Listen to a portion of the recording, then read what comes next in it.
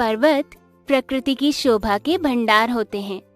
मसूरी अपनी सुंदरता के कारण पहाड़ों की रानी कहलाती है। उसका प्राकृतिक सौंदर्य सभी को अपनी ओर खींचता है। मैंने अपने मित्र अंकुर से मसूरी की सुंदरता की चर्चा सुनी थी और पिताजी से मसूरी चलने का आग्रह किया। उन्होंने आने वाली गर्मी की छुट्टियों में मसूरी चलने का निश्चय कर लिया। गर्मी की छुट्टियां हुई और हम लोग 8 जून को देहरादून एक्सप्रेस से नई दिल्ली रेलवे स्टेशन से रवाना हुए। पहले से आरक्षण करा लेने से हमें रेलगाड़ी में स्थान पाने में कोई असुविधा नहीं हुई। समय के अनुसार गाड़ी चल दी। रात हो रही थी। थोड़ा समय हमने बातचीत करने में बिताया, फिर नींद आने लगी तो अपनी सीट पर सो गए। सवेरे ही हम देहरादून पहुंच गए। स्टेशन पर ही प्रातः कार्यों से निपटकर हमने नाश्ता किया। देहरादून से मसूरी के लिए हम बस में सवार हुए। ये यात्रा बड़ी सुहावनी लगी। प्रकृति के सुंदर दृश्य देखकर मन खुश हो गया। दोपहर को हम मसूरी पहुंच गए। यहाँ मौसम बड़ा सुहावना था। हल्की हल्की ठंडी हवा चल रही थी। यहाँ हम लोग अशोका होटल में ठहरे।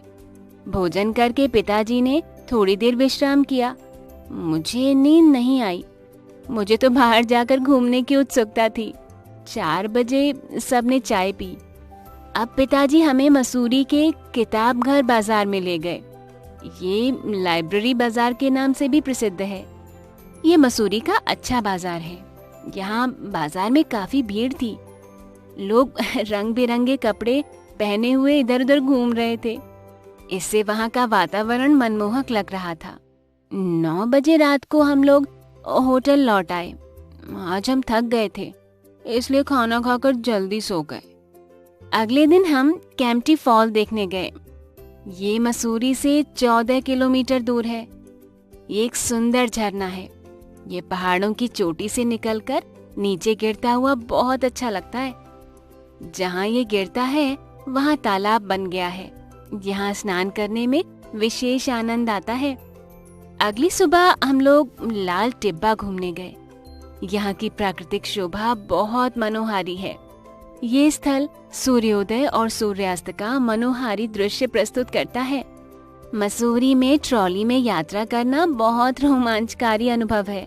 ट्रॉली रस्सी के मार्ग से जब ऊपर पहुंचती है तो मन रोमांचित हो जाता है। ऊपर गन हिल पर पहुंचकर बहुत अच्छा लगता है। यहाँ से पूरी मसूरी का दृश्य देखा जा सकता है। मसूरी की मॉल रोड देखने योग्य है। इसका निर्माण ब्रिटिश निवासियों द्वारा किया गया था। यहाँ हर समय चहल पहल बनी रहती है। विदेशी पर्यटक भी दिखाई देते हैं। ठंडी ठंडी हवा मन को आनंदित कर देती है। यहाँ देर रात तक भीड़ बनी रहती है। मसूरी की प्राकृतिक शोभा तो अनुपम है ही। यहाँ के निवासी भी सरल और सीधे साधे हैं। वो दूसरों की सहायता करने के लिए तैयार रहते हैं। मजदूर लोग बड़े परिश्रमी होते हैं। हमने यहाँ पहाड़ी फल भी खाए जो बहुत स्वादिष्ट थे। पता ही नहीं चला कि 4 दिन कब बीत गए।